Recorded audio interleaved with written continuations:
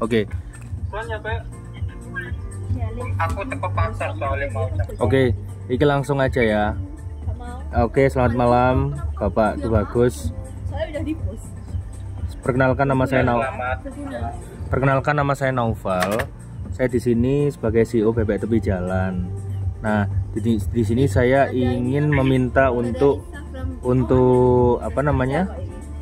Sharing aja mengenai persoalan bisnis saya, yaitu bisnis bebek, yang dimana Bapak Tubagus ini kan mempunyai restoran di Perak, di Jalan Perak di Surabaya Utara, dan juga di Jalan Pucang Anom Timur. Nah, pertanyaannya cuma satu aja sih, mengenai operasional, gimana caranya menjaga supaya bahan baku itu tidak terbuang.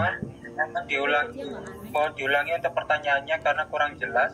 Enggak, gimana caranya menjaga bahan baku supaya tidak terbuang sia-sia. Oh, cara menyimpan bahan baku supaya tidak terbuang sia-sia. Ya. Kalau misalkan bahan baku itu kan banyak ya.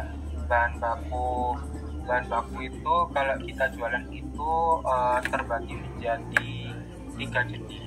Bahan baku yang cepat busuk, bahan baku yang yang bisa sampai bertahun-tahun gitu, lama ya kan expirednya itu, sama bahan baku makanan jadi gitu.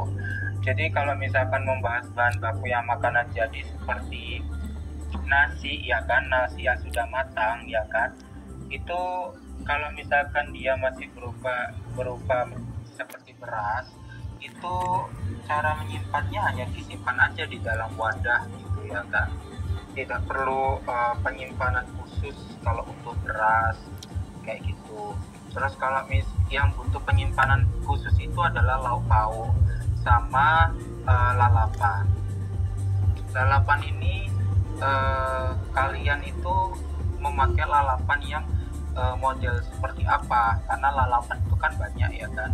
Kalau misalkan timun, biar dia awet, itu jangan dimasukkan kulkas, karena timun itu kan buah tropis ya. Jadi kalau misalkan dia dimasukkan ke dalam kulkas, maka teksturnya dan rasanya itu biasanya berubah seperti itu.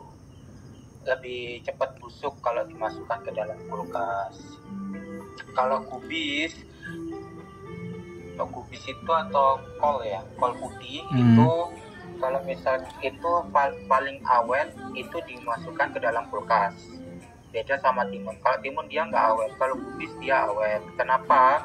Karena kubis itu tanaman yang memakan ininya sendiri, nutrisinya sendiri seperti itu.